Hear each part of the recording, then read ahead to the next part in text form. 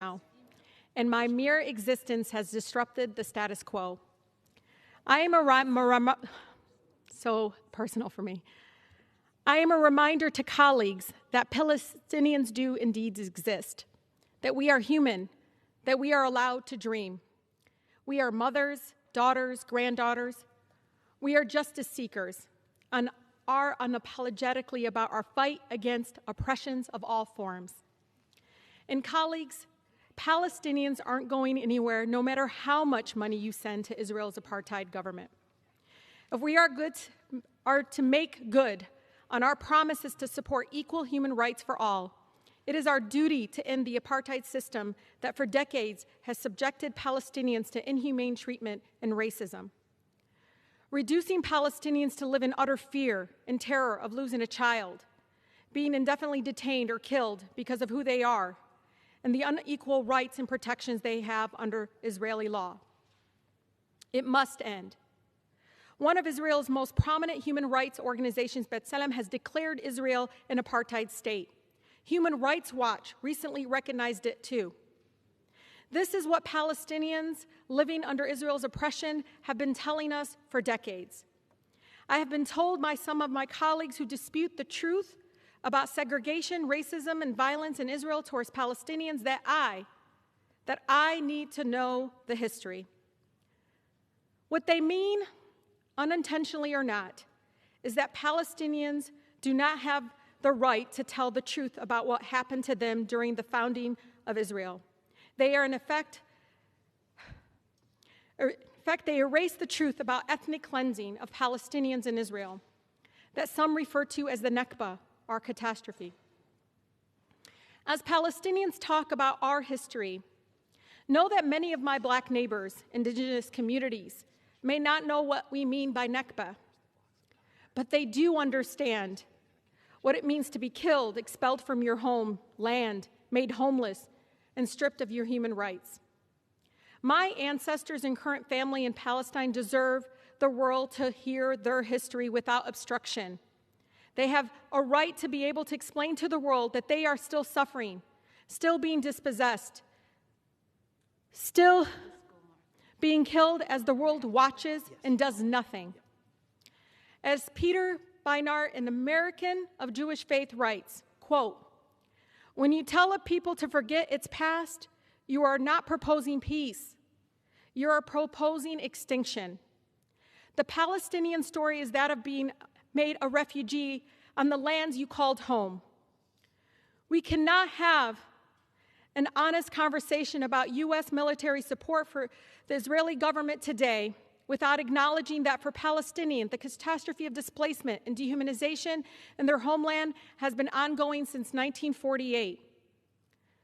To read the statements from President Biden, Secretary Blinken, General Austin, and leaders of both parties, you'd hardly know Palestinians existed at all.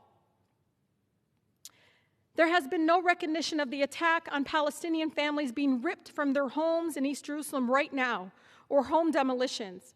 No mention of children being detained or murdered. No recognition of a sustained campaign of harassment and terror by Israeli police against worshipers, kneeling down and praying and celebrating their holiest days in one of their holiest places. No mention of Al-Aqsa being surrounded by violence, tear gas, smoke, while people pray. Can my colleagues imagine if it was their place of worship filled with tear gas? Could you pray as stun grenades were tossed into your holiest place? Above all, there has been absolutely no recognition of Palestinian humanity. If our own State Department can't even bring itself to acknowledge the killing of Palestinian children is wrong, well, I will say it for the millions of Americans who stand with me against the killing of innocent children, no matter their ethnicity or faith. I weep for all the lives lost under the unbearable status quo, every single one, no matter their faith, their background. We all deserve freedom, liberty, peace, and justice, and it should never be denied because of our faith or ethnic background. No child, Palestinian or Israeli, whoever they are, should ever have to worry that death will rain from the sky. How many of my colleagues are willing to say the same, to stand for Palestinian human rights as they do for Israelis? There is a crushing dehumanization to how we talk about this terrible violence. The New York Post reported the Palestinian death toll as Israeli casualties. ABC says that Israelis are, quote, killed, while Palestinians simply, quote, die, as if by magic, as if they were never human to begin with. Help me understand the math. How many Palestinians have to die for their lives to matter? Life under apartheid strips Palestinians of their human dignity. How would you feel if you had to go through dehumanizing checkpoints 2 blocks from your own home to go to the doctor or travel across your own land?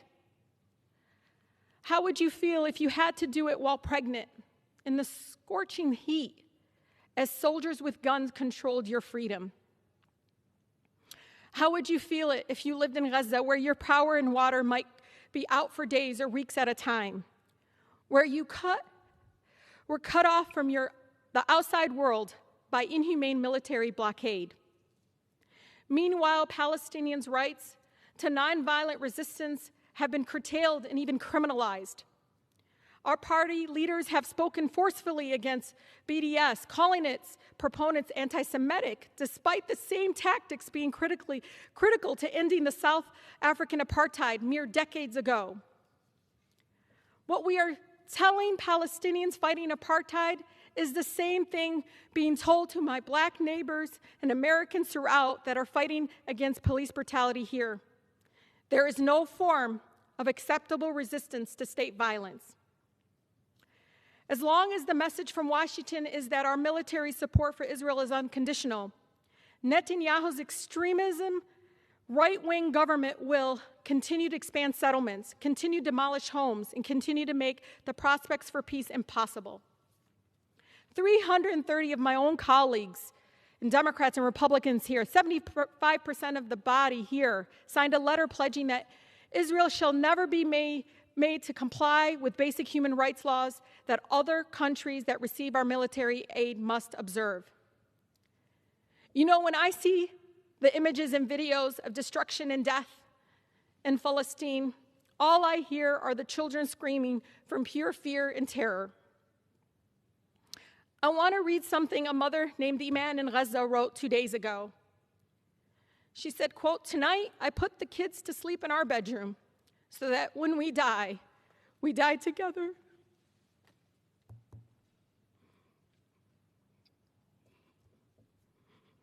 And no one would live to mourn the loss of another one.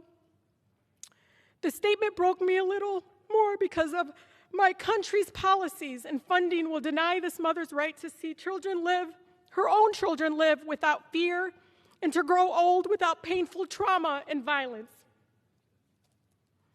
We must condition aid to Israel on compliance with international human rights and end the apartheid. We must, with no hesitation, demand that our country recognize the unconditional support of Israel has enabled the erasure of Palestinian life and the denial of the rights of millions of refugees and emboldens the apartheid policies that Human Rights Watch has detailed thoroughly in their recent report.